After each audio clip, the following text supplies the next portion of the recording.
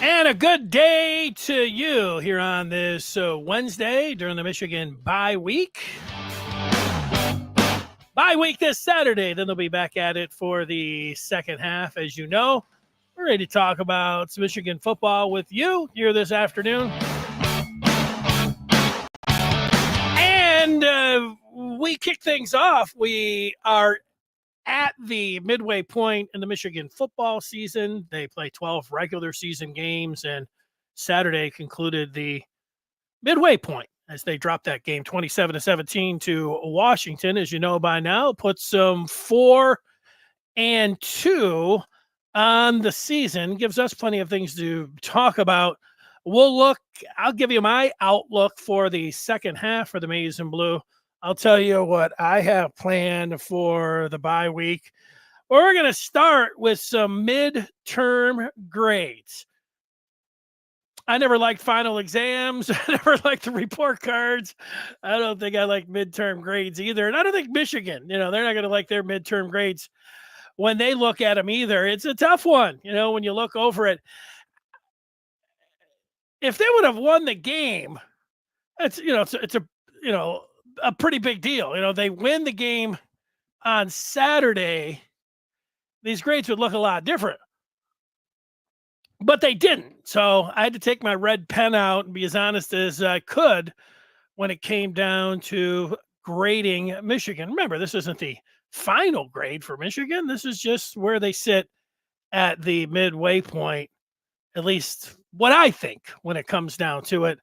And we start out on the offensive side for Michigan. Michigan's offense, they had to replace all 10 players of 10 out of 11. Colston Loveland missed the games. You know that by now. And the coaches, that was something they had, head coach, the deal. So there's no curve on that. I looked at it overall, and I came to the grade of D- for Michigan. Now, if you think that's harsh, it is a harsh grade. It's almost a failing grade. It's almost an F. But when you look at, for me, I looked at the scoring offense in the country at the midway point. Boise, it has an unbelievable, they're averaging over 50 points a game. Miami of Florida, 47. Indiana, noteworthy. They are a top 3 offense as they sit there scoring at 47.5 point clip. Ohio State, not too shabby either at number 4, scoring 46 per game, averaging 46 per game. And there's Michigan at 100. Now, the last 2 years, Michigan had those easy games, easy first 3 games like East Carolina, UNLV, BG, UConn. You can go through you go through all of them. But the numbers were incredible. Like JJ McCarthy, he's, this, and Michigan had so many superlatives. And the only thing you could say is that, well, they hadn't really played anyone. And in this case, they have played, some teams. But I don't know, I didn't factor that in. I looked at it, the quarterback position, people like to say it is what it is, and that's where they're at. Well, it's bad. It's bad in the first half. The hope, I think by now looking at it, you have to do a little bit of guesswork. They hoped Tuttle was going to be ready after spring in that he would have been up for game number 1 and that he would have been their starter. We know that wasn't the case, and they had to go to 2 backups, and neither of those guys performed well. Turnover machine with the one in Davis Warren, and Alex Orji's not a quarterback. He's the thing with Orji is that if you're going to only throw the ball for 32 yards in one game and 86 yards in another game, you need to be like Denard Robinson on the ground when you're running the ball. You need to be like Vince Young. And Alex Orji's not that. That's a little bit of a surprise to me. We talked about Alex Orji all off season, and we knew we were talking about, well, what's he got to do with a completion percentage But the thought is that he was going to be special on the ground, that he was going to be like Denard Robinson, and that you would work with him, especially with a defense. We'll get to them. But you think, that he was just going to be someone that was going to be a terror on the ground, and he's not. He's not a special quarterback. I thought maybe that once he got his feet under him after the USC game, you would see improvement there, but you didn't really see that against. He ran for 43 yards against USC, but there was nothing there that you're like, oh man, you really have to watch out, man. He is something on the ground. Not like that. And we all know he got benched during the Washington game. So the quarterback position and the quarterback room, it really does drag everything down. A good quarterback is going to elevate everything. Now, there's a lot of people like, oh, the Michigan wide receivers, they got to run better routes. They're no good. It's recruiting. It's like, what do you mean? Like, give me a quarterback that can put the ball on a receiver, and you'd be talking a lot differently. Look, it's got to be a little bit hypothetical, and but I know it's part of it. People are like knocking everything. I don't think the wide receivers, they need to run better routes. When I watched Amarian Walker in the first drive in the third quarter, Michigan's best drive of the year, on that third down, he just ran down the field and cut over the middle. You know what Jack Tuttle did? Hey, put the ball right on him. And then good on Walker that he really took a shot and could have fumbled. He didn't. He hung on to it. That had nothing to do with route running or route trees or recruiting or anything else. That was a wide receiver going out when it was third and 10, I think. Washington expected Michigan to throw the ball, and Tuttle sat back there and fired a strike right on him. And, oh, guess what? Great route tree. No, it was a quarterback making a play. And later in that drive, when Colston Loveland scored the touchdown, it wasn't any schematics of, they ran. No, they didn't. Loveland just went out into the end zone, and Tuttle freelanced a little bit and then threw the ball in there and made a play and scored a touchdown. And you could tell even when Tuttle went in with Michigan, even though he just threw one pass to Bredesen, the rest were all runs, including Donovan Edwards' 39-yard touchdown run. It was that even the defense was like, ooh, now okay, we can't just sit up on the wide receivers anymore, and now we got to play a quarterback. It was different. So my point, I think everybody knows, whether you feel like it's beating a dead horse or anything else, a good quarterback is going to elevate all of it. Now, Michigan needs to have a better play from their offensive line. And you get subpar offensive line play, and you get even worse quarterback play. That's going to make everything sag. I've heard people say, well, Michigan doesn't have a number one wide receiver. Well, they kind of do. Colston Loveland is a wide receiver. You want to call him a tight end? All right. He's the number one pass catcher. We're going to split hairs. He's the number one option in the pass game. He runs routes like he's a wide receiver. And the opposing team, when they're talking about the passing game, they put him number one. That should open things up for the rest of the receivers if, again, you have a quarterback that can deliver the ball down the field and put it on the wide receivers. And that drive that Michigan had in the third quarter, which I think is the best that they've had all year long. They did throw it to Amarian Walker down the field. They did target Samaj Morgan, and he went for 16 yards. 3 different receivers, along with the running game, complementary football. It was amazing, to see. And it was like, oh, wow. It was like an oasis in the desert, passing the ball and spreading it around and then using the run and getting down there and scoring a touchdown. It was like you hadn't seen it in years. Certainly you hadn't seen it in games, competent quarterback play. But, so the offense, unfortunately, when it comes down to it, they end up almost getting a failing grade. I didn't put them in a failing grade because Khalil Mullings and Donovan Edwards are both a tremendous 1-2 punch.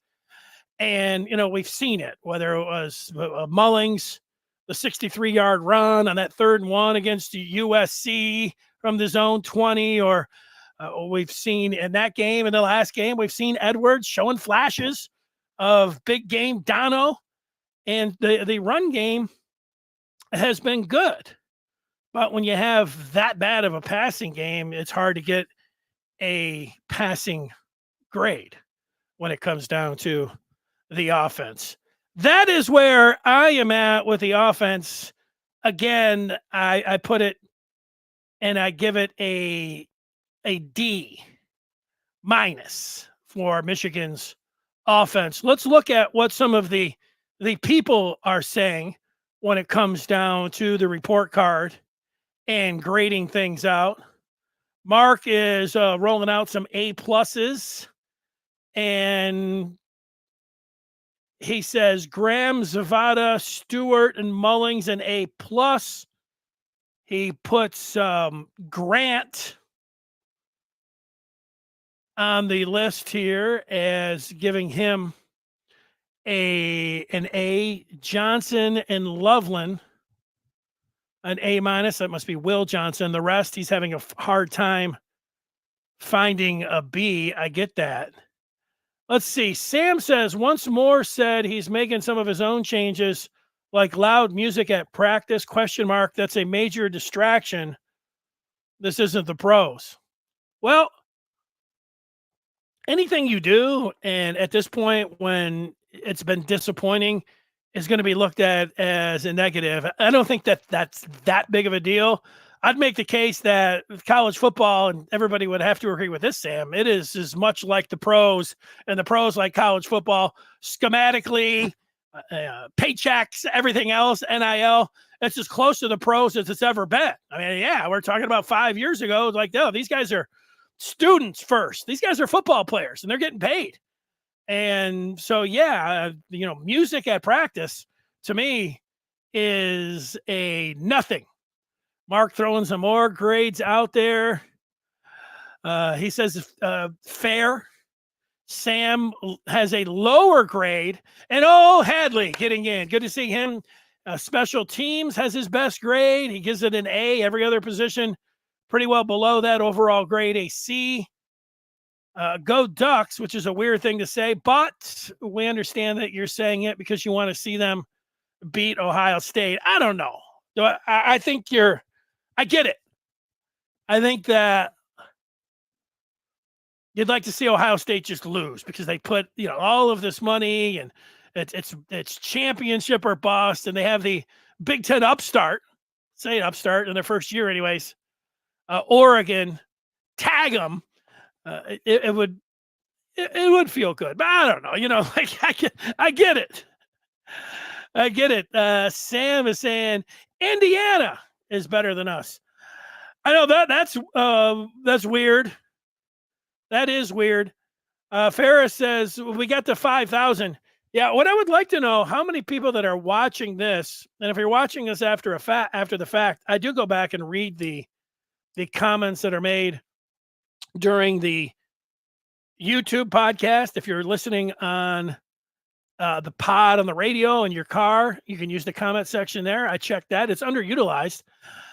My question, though, for you, if you're not going to do it here, and then if you're watching it after the fact, I would love to have this watch party, go out, whether it's at Illinois or at Indiana.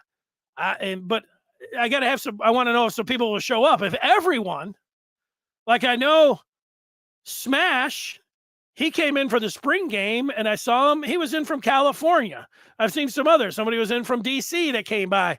I don't know how many people are local or would be interested in coming on out at a selected restaurant, sports bar to watch that game. So tell me where you're at. And if there's a few people, I only need a couple. Look, we'd like to have 100, like to have everyone, we'd like to have all 5,000 out. But let's just see, at least a couple before we're talking about going out. I think I can I'll find a place that can hook me up, and I can do the podcast, the post-game live after Illinois or after Indiana. That's what I'm talking about. Toby is just going with a D overall. He's got Mullings as a positive, and yeah, Mullings certainly is a positive. Let's go to the defensive side. Think it over. A D overall is about where I'm at, and there's the offensive grade. Not fun to look at. Got to hit the books. Got to study. Got to do all that, and there's the reason. Part of it. We went through the other ones. Michigan 100th in scoring offense. Now the report card on the defense. Corey's going to come on up from Memphis. Let's go. Let's go, Corey. The report card for the defense. Defense better than the offense? Well, I give the defense overall a D. I would say that this is a harsh grade. It is a harsh grade. Now, I gave the defense an F when I looked at it. I said, all right, what's the defense? I give them an F against Texas. Texas came out, missed that first field goal. They had the flag and everything on that first one, and then they missed a field goal. But then they went touchdown, field goal, touchdown against the Michigan defense. And that 24-3 at the half, that game was over. And that was on the defense. Now the offense didn't do anything either. They went punt, field goal, 3 and out, fumble, interception. That's how it went. It went punt, field goal, interception, fumble for Michigan in the first half against Texas. That was the offense, but the defense, they get an F in that game. USC, and I give them an A in the first half against USC, but the second half dragged that down a little bit. I do credit the Michigan defense with making the final plays when USC, there's some time left on the clock. It was bad clock management by throwing on that. Was it the second down or third down? I forget, but that enabled USC to have time to get down and potentially kick a field goal in just a 3-point game.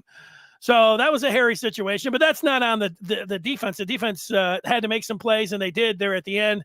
So they get a passing grade against USC. Minnesota, Michigan was up 24-3, as we all know, heading into the fourth quarter against the Gophers.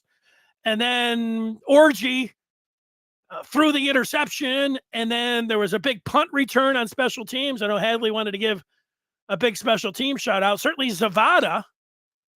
I don't know. Am I giving Doman? Doman, I'm not giving him an A. Maybe a B minus if I was just thinking it. I'd have to look at all of those. But there were some big spots for Tommy Doman, which felt like he came up a little bit short with his leg. But my point was, going back to Minnesota, the offense and the special teams put the Michigan defense in a bad spot. Certainly the tempo, and then there was the helter-skelter, the onside kicks, controversial and all that, but they hung on and they won that game. And then against Washington, I don't know, they needed to, and again, you had a fumble and an interception late by the offense, but you needed to, if Michigan was going to win that game, you needed to keep Washington, it felt like under 24 points. I don't know. So, but I give them a D. A lot of it, I think about, the talent, and now moving forward, the secondary has been bad. There's really no other way around that. Will Johnson's a good player, and Jair Hill has had his moments, but he has also had those on the other side. And I say the same thing about Zeke Berry. Sometimes like, hey, Zeke Berry, a playmaker. Then other times like, wow, he looks like he's out of position. Page the same way. Right down the list with all the guys in the secondary, it's been they've underperformed, underwhelming. They look like, just by watching them, that they don't have the greatest fundamentals. And they're not very good communicating the defense. And it doesn't feel like overall it's well coordinated, especially talking about the guys standing up on the defense. And the depth doesn't look that hot. That does go back to the coordinator. And for Wink, this is how it goes when you have what looks like some talent out there and you come in and you have a resume like Wink. And so let's just look at the numbers for Wink here. Here's the scoring defense up to date today in college football. Ohio State, statistically, with scoring defense, has the best defense in the country. giving up under 7 points a game. I put some other noteworthy games on here and how good the defenses are, at least through 6 games. Illinois is at number 12. That's noteworthy. That's Michigan's next opponent. Indiana, they've been doing so well on offense, but look at them on defense. They are doing pretty good on defense too. Number 14 in the country. Oregon, number 21. Michigan, number 56, checking in. And then when you give a lot, much is expected. And I have the list of the highest paid defensive coordinators in all of college football for 2024. The highest paid defensive coordinator in the country is Blake Baker, LSU's DC. He gets $2.5 million. That's more than most of the head coaches in college football. But number 2 on that list of highest paid defensive coordinators in all of college football is Michigan's Wink Martindale, who checks in with a big $2.3 million. Jim Knowles, who has that best defense over there, he's thinking, I want to get paid. Well, if they take it the distance, Knowles probably will get a big bump, and they all will. So considering what Wink's getting paid, I put that equation in, how Michigan's performed all the way through, that's why I give him a D. A D for defense. It's just not what you want. It's been a D for disappointment. And that's it. Now, it feels like, I'm bagging on Michigan, but it's tough when you get the grades and you look and turn the paper over and you're, maybe hoping for a C or something. You want to get some C's out there? It's not really a great passing game or passing report. That's how I'm looking at it when it came down to it. So there it is. Let's look at some of the feedback when it comes down to it. Corey, D for defense. He understands. Ron asking me a question, what position group do I think needs the most improvement? Well, I'd say offensive line. Is the position group quarterback? I would say quarterback, offensive line, corners, safeties. If you want to just say, let me try it again so I can boil it down, make it a little bit quicker. They need a better play from the quarterback. They need a better offensive line, and they need a better secondary. Those are the top 3. If we want to continue after that, there's only so many position groups. I would look at the linebackers, and then it's not a position group, but the overall depth on defense. Excuse me. Seems like Michigan's been, I don't know if it's exposed there. It's been illuminating that Michigan, you could say, well, their strength and conditioning isn't as good, or they don't have the depth overall on defense. And if you look, nobody's really jumping out. Like, we know the Mason Grahams and the Kenneth Grants and TJ Guy has been nice in depth, and he's had to step up when Josiah Stewart or Derek Moore, those guys have been good. And so the edge position, but after that, is there anybody that you're going, Cameron Brandt has been playing a lot, but he doesn't flash where in a good way where you watch him say, oh yeah.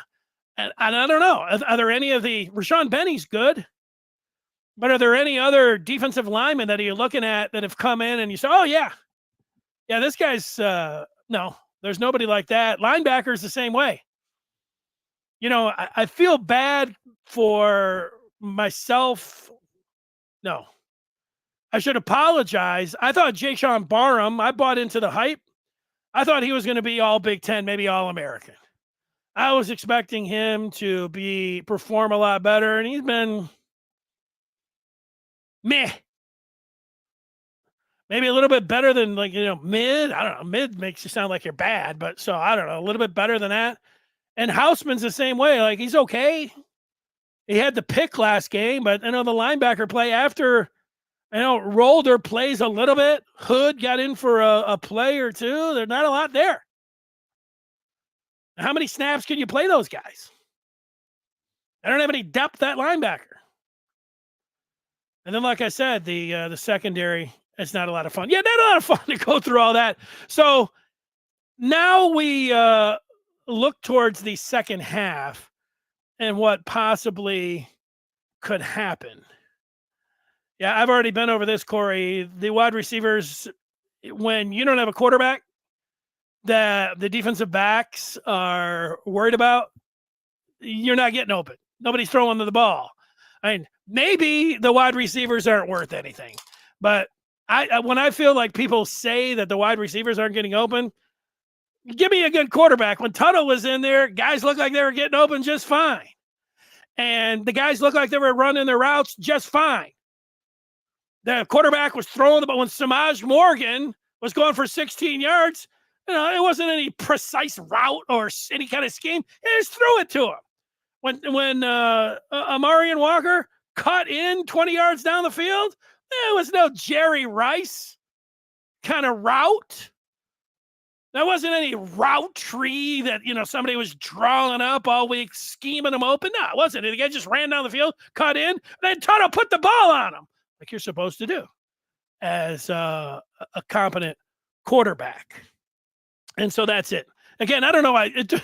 It makes me yell, so I think it does trigger me when talking about the wide receivers. And, a quarterback play, it's hard. You're so dependent on the offensive line and the quarterback when you're wide receivers. And people say, well, they don't have a number one. Well, yeah, they do. They do have a number one.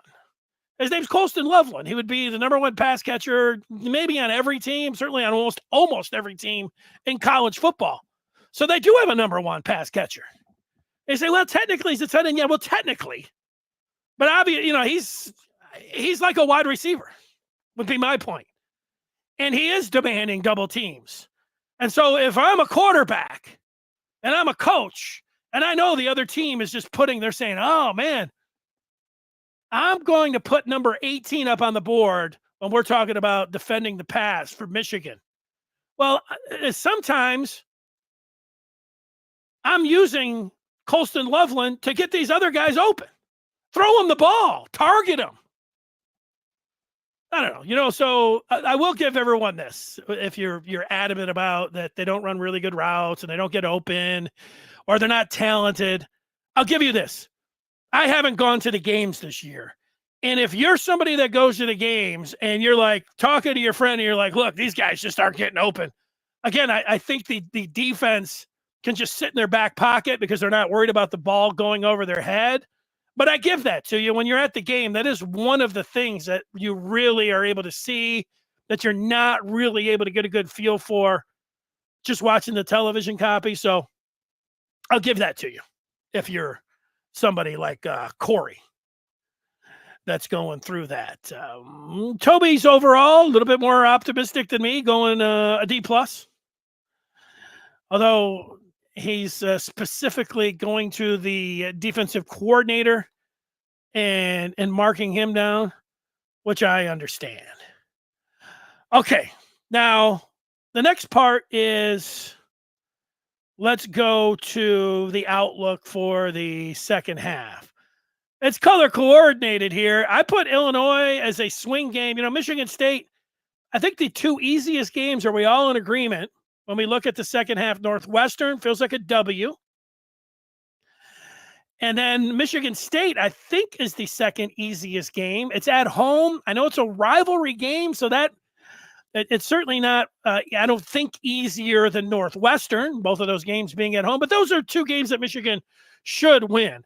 And I'll tell you, for Sharon Moore and everything else, we know there's a certain amount of a break that you get by being a first-year head coach, but you have to win that game. You cannot, I can't see me feeling, I'm not talking about that he's going to get fired, but I can't see this season turning out really well and Michigan having a good off season and people feeling positive about Michigan moving forward under Sharon Moore if he somehow loses to Michigan State at home. So they got to win that game. Oregon and LSU feel like losses right now. I know Oregon's at home, and hey, same thing that I said about Michigan State. Sharon Moore wants to make everyone feel good about him, almost regardless of what happens here in the second half. Go ahead and beat Ohio State down there on the road. That I would like, I don't know. I say I'd like to test it out. The test part would be beating Ohio State, dropping some of these games in here, but then beating Ohio State, it does wonders. Look at Jim Harbaugh. Jim Harbaugh was great at Michigan this last 3 years, was able to turn things around. He was pretty good overall, but he couldn't beat Ohio State. And it almost cost him his job. There were a lot of people that thought it should have cost him his job. We know that. We talk about Ohio State all the time. So the swing games are both on the road at Illinois and then at Indiana. And you just start thinking about this, 8-4. So they've already lost 2. If they lose 2, I say just lose to Oregon and Ohio State, and then they end up 8-4. I'm sitting here today telling you that that's pretty good. That's a pretty good record. That wouldn't be all that bad. I think that right now 7-5 is the most likely. That's not a very pleasant thing to say, or I think read if you're watching this on YouTube, or to think about. But you start dropping some of these, like you drop that game to Illinois, next thing you're talking about is this team going to be bowl eligible? Because if you lose to Illinois, heck, you could lose to Indiana. Of course, then you would lose to Oregon and Ohio State. And then you're thinking about being bowl eligible. And if you're not, well, then it gets into the disaster area. I'm not going to sit here. It is a disaster area if they're not bowl eligible. It's at least something to say here. There's nothing I'm going to be harping on it.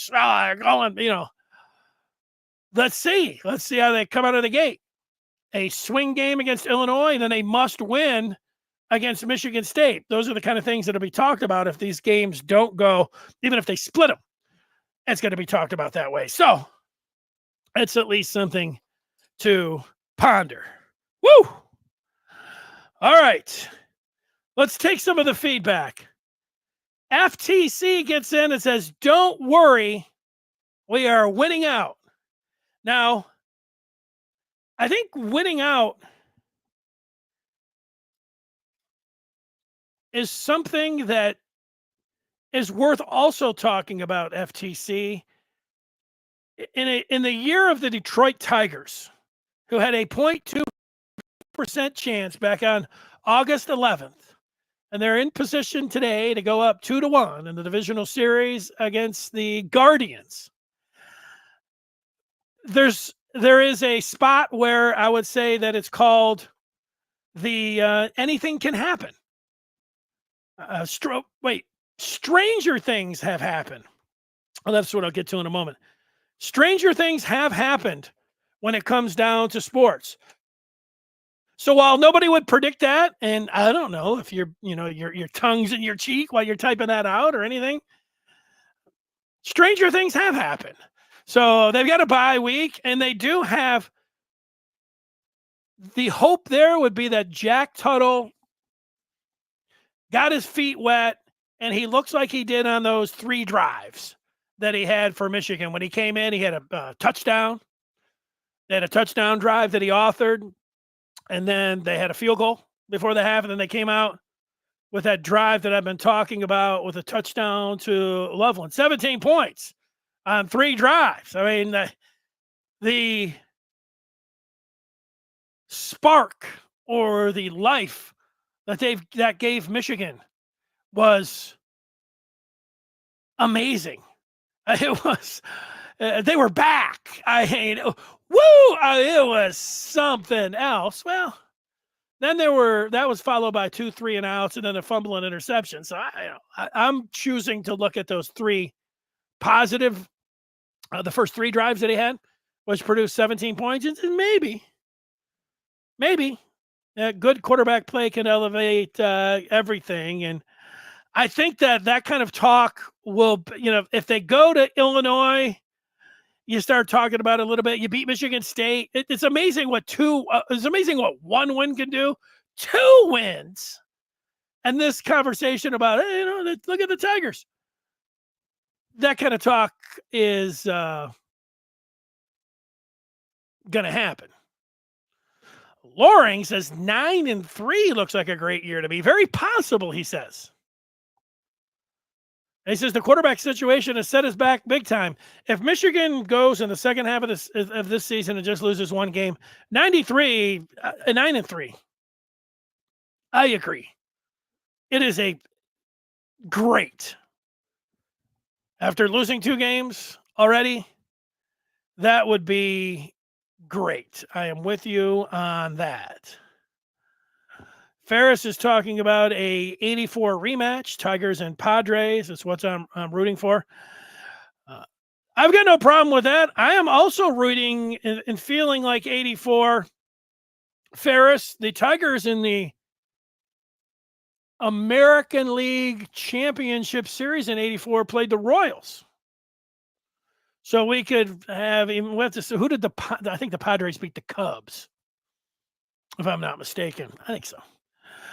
So you can't get that on that side. The Cubbies aren't in it, but you could get a Tigers Royals American League Championship Series that would make us feel very much like. And then if the Padres, they are up on the Dodgers after winning by 1 run yesterday, I'm with you on that. I'll take a couple more before I get to the bye week. CG says, Michigan lost so much, any team would be hurting. So, yes, I agree. But some fans think we are going to win every game. Sure. We all think that Michigan's going to win every game, even when they have what they have right now. Why not? I mean, you're a fan. Be optimistic.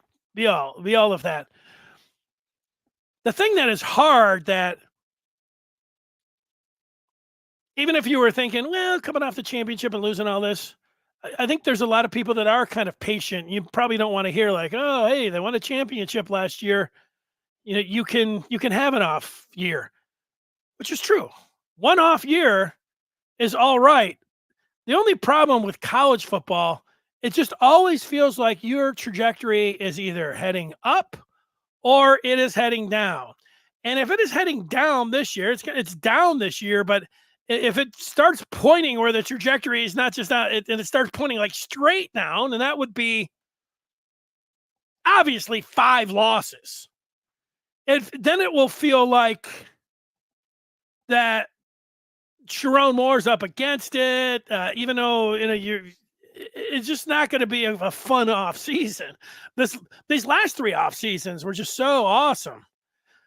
5 losses is not going to be a very fun off season. So even you understand, and some people want to say give them a chance to rebuild, and there's no rebuild in college football, but with as many things that they have lost and how it's all working out with how the NIL is coming into play, right before I came on, I read a statement from Ward Manuel, and he was talking about the $23 million that they're getting in revenue sharing, and Ward emphasized that no, hey, don't worry, all the sports are going to get taken care of. I didn't say how he was going to divvy it all up, but I didn't like that. I mean, I don't know. I didn't like hearing that. What I would have framed it where Ward Manuel needs to be like, everybody praises Jim Harbaugh for saying, hey, Jim was talking about revenue sharing the whole time. Jim's not talking about splitting that $23 million up with all of the Olympic sports and everything else. Jim was talking about everything going to football. And so, it sounds great. Yeah, let's, everybody's still going to get, it's going to be great for everyone.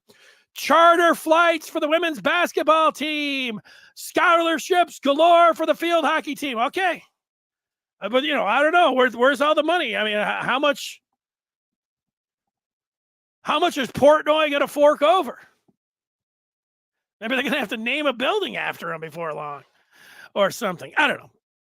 Sorry. That got me out of where I was at.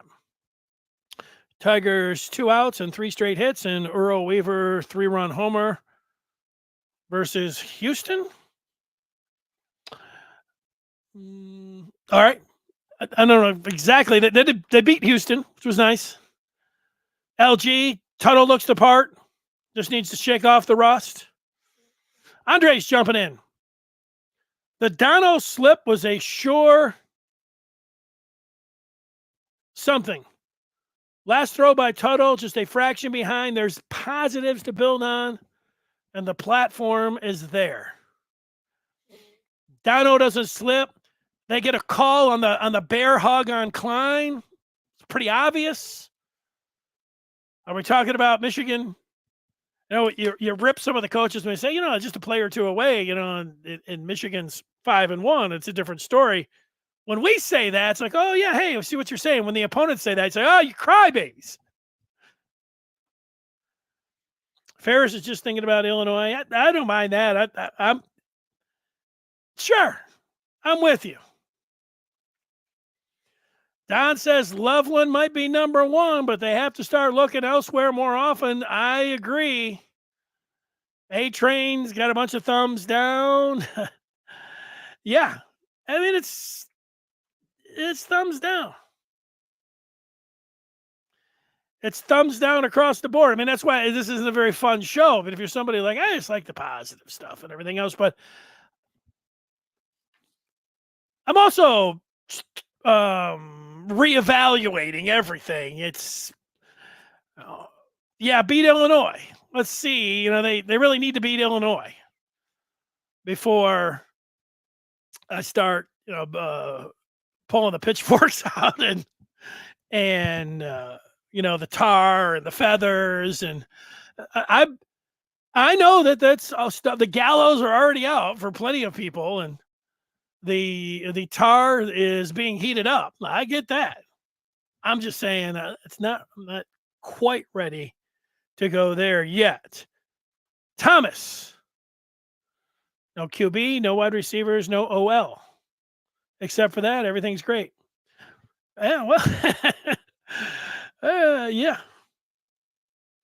Washington lost more than Michigan, and they look better. They had a real QB and wide receivers. Yeah, that hurt. Watching Giles Jackson look like, Tyreek Hill, that wasn't any fun. They lost. They did lose as much, Corey, I think, if you break it down, the numbers. Ferris is wanting the solar car team. They need some money. His solar car team. Yeah, I know Michigan, all the sports need money now. Mark is saying I'm too young to remember the Earl of Baltimore. The best play in baseball is the 3-run homer. Yeah, I didn't know that it was attached to what Earl Weaver had to say. I did like Earl Weaver. I liked a couple. My favorite, they mic him up and he's out there. I like that when it came down to Weaver. A-Train says, he would like to see Orgy as the starter, Kirk Campbell gone, and they need someone who can run a better offensive scheme to spread the defense. Yeah, I'm going to say no to Orgy. Campbell, I'm not standing up for Kirk Campbell. I mean, he needs to have a much better second half. And you want someone who can do a better job with the defense. They don't look as good as they should. So, I mean, they get a D. So I'm going to agree with this last part. I understand where you're at with Campbell, but I don't know. Orgy is not something I want. John says, don't forget our sign guy was fired while other schools are still doing what they have always done. The sign guy got caught, so that's what happened there. He got turned in, and somebody hacked his computer and all of that. So yeah, other teams are out there doing their thing, but they didn't get caught. I mean, you got to get caught, and then there you go. So I don't know what kind of point that is. Don't forget our guy was fired. he quit because he got found out. And then he said that he was gaining the system on his Netflix special.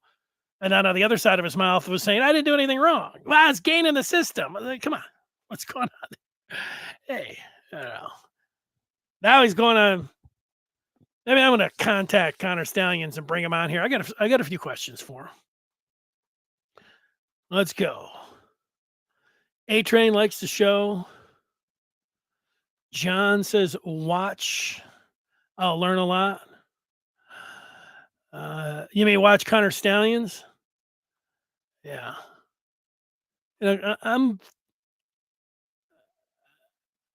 I have a pretty good feel on Connor Stallions, on what went down there. Oh, maybe I will try to contact him and bring him on though, because I got questions for him. John says Michigan is at a disadvantage. Ask Urban Meyer. They're at a disadvantage because they got caught, advanced scouting, breaking bylaw 111 or whatever it was. I don't know. What do you want me to do about that? So it's everybody else's fault. Michigan doesn't have any fault in that. I don't know what to say about all that, John. Is Michigan I don't feel like Michigan is getting screwed over necessarily. Not even necessarily. I mean, like, they got their hand caught in the cookie jar. Yeah, people were coming after him. You got to cover your tracks better. And, the other schools, catch them. I mean, remember right after it was all going on, there are all these people saying, yeah, well, the Michigan, they've got all this information on everyone else. But we haven't seen any of it. So if there was any other information, we'd have it out there. And then the other schools, then they could, maybe they're waiting to spring it on Ohio State. This would be a good week to do it. They get the good bang for their buck. They're getting ready to play Oregon. Maybe Thursday, what Stallions was saying, to busing boys or whatever. Maybe, I don't know exactly what.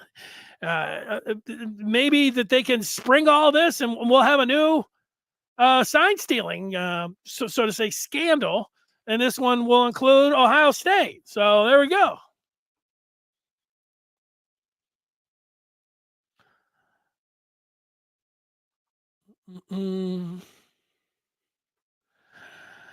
Yeah, I don't know, John. Who needs to step up? You want the NCAA? Do they have the goods on OSU? Let's do it. Here's a good question. What happened to all the transfer coming to the secondary? Mangum, the guy from Tennessee, Walker, and then the guy from UNLV, that was Ricky Johnson. Well, remember they got Amir Hall. He plays on the injury report. Mangum has been on that injury report the whole time. Ricky Johnson and Walker. That's a good question. I think Walker's been on that. And I'm just trying to go off memory. I don't have the injury report. It feels like Walker, and I don't know. They brought Ricky Johnson in. You would think that if he could provide something, that he would be in that 2 deep. The 2 deep right now is Jair Hill, excuse me. And then after him, it's Amir Hall. And I think what we have seen, McBurrows is hurt. He sounds like he's going to be out for a long time.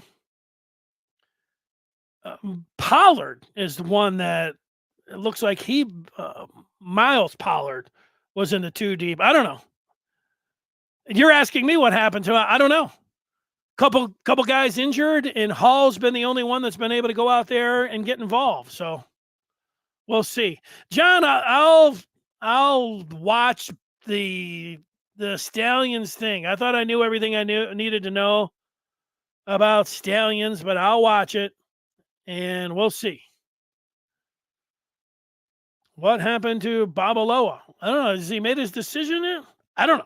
I don't know if he has made his decision. I'm waiting. He's chilling. He doesn't have to. When you're as highly rated as Babaloa, you can just chill and wait for as long as you want. I mean, signing day's a long ways away, so he can just kick back and do whatever he wants. Now, you want to kick back and continue talking about Michigan. The way to do it is going to the Maize and Blue Review and signing up and joining by going to michigan.rivals.com. Talk Michigan all day. Talk Michigan all night. Oh, yeah, this Tigers thread's going to be popping during this game that we'll all be watching here, coming up a little bit after the top of the hour. All day, all night. You want to know recruiting? You want to know about Babaloa? Get in there. These guys got the latest. I'm in there. I used to hang out on Twitter. Now I'm hanging out in the den on the Maize and Blue Review. Join up. And, basketball right around the corner. Hockey, I know they've already faced off a little bit. I know the Red Wings start tomorrow night, all of that. We're mostly, though, 98% of the time, we're talking about Michigan. But we do have that 2%. And that 2% does go to the Tigers. And these are the things I'm doing during the bye week. I'm getting ready to watch every pitch of this Tigers game coming up. Tomorrow night, we got more Tigers baseball. And the Red Wings opener. I love, the opening. Let's rank the opening of sports season. College football, Labor Day weekend is the best for me. After that, I'm going to go with baseball. Tiger baseball, the opener, man. Nothing like it. It's always a Tiger. After that, I'm going to put the NFL, like week 1 of the NFL. So then you've got, what do we have left? The NBA and the NHL. I like, where the Pistons are at right now. If it was a different thing, no. I'll go with the Red Wings. Saturday, I've got 3 games that are must watch for me. You got the Red River and then Penn State at USC. Both of those games are at 3:30. I don't mind having 2 TVs out. And then the big one, Ohio State at Oregon. Hadley says, go Ducks. Excuse me. I feel like I'm going to pick Ohio State and I'm going to take the 3 points. So I root for I don't know about rooting. I'm not going to care if Ohio State loses, but I feel like I'm going to take the points and Ohio State. And then the Lions are back at it on Sunday in a revenge game against the Cowboys. How about that? That's where it's all at. Thanks so much for watching. I would love to see you over on the Den and the Maize and Blue Review. We're talking about all the stuff about Michigan, every player, the 2 deep, every player on the roster, every guy that has ever thought about taking a visit or Michigan could possibly flip when it comes to recruiting, everything that's going on there. It's ongoing. That's why I say all day, all night. Like to see you over there. And remember, get a hold of me. John, if you're somebody that's in Southeast Michigan, I want to watch a game with you. Let's go ahead. Let's go watch a game. Tell me where you live. Where are you at? Anybody in Southeast Michigan? Let's watch either the Illinois game. That is on Saturday, October the 19th, coming up a week from Saturday, or then we wait till November 9th at Indiana. We want to know. Ooh. John, well, I was going to say, if somebody, I could see making a drive. Oh, this would have been a bad omen. My LK line bobblehead. He's all ready for the big game coming up. Old number 6. Let's do it. Will the Tigers win today? Al, he's saying, yeah. They just need to get, if you just told me, give me a split today, I would just take the split, because if they get that split, they will have none other than Tarek Skubal in Game 5 on Saturday. And you could say that you couldn't ask for anything more. No, you could ask for just a win over these next 2 days, but not too shabby. They just take one of these next two, and you got Scoobel on Saturday. And Saturday. What time's that game going to be at? That could alter my college football watching. So we'll see how that ends up going. John talking about meeting up over a 2 hours from Ann Arbor. Ooh. Let's see. Meet up at a Michigan home game. Well, the spring game. We do it for the spring game. At Illinois, at Indiana. We'll see how that ends up working out. Contact me. Let's do it. I'll watch that game. All right, that's going to do it. Thanks so much for watching. Would love the subscribers. Thanks so much for 5,000. Thanks to Ferris, especially. He's been promoting. Let's get us up to that 5,000 number. We got it. Let's get to 10 now. You won't hear from me until we get to 10 on that. So let's push it. Let's double up. Double that thing up and get to 10. Then it'll be it might not just be watching a game. It might be who knows what's going to happen then. Okay. Take care. Thanks for watching. Smash that like button, and we'll see you on Friday.